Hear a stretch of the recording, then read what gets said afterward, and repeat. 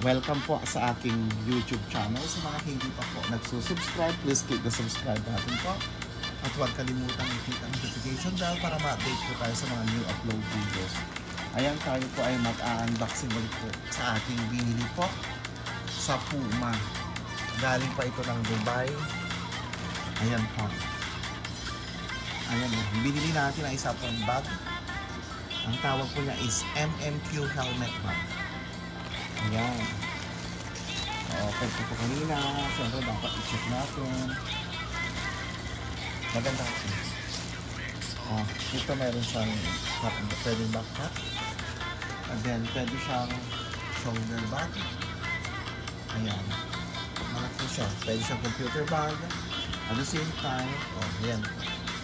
Nagagamit natin pag nagbibiyahe tayo. Maganda. Yung mga pag sa buttons dito. Ayan. Tapos dito naman sa kanya pa, maganda din. Ayan. Ayan natin. Pag maganda itong zipper nyo, nakita mo talaga quality po. Ayan. At dito na naman sa loob, meron na naman siya dito. Maganda. Malaki siyang bag. Para siyang tote bag na backpack. Siya ay tote bag na backpack po. Ang original price po nito is 600 Saudi Riyals. Ayan.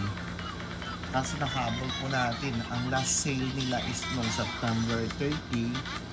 Naka-order pa po tayo. 50% discount. Ayan, 50% discount po ito. Ayan, 300 SR na lang siya.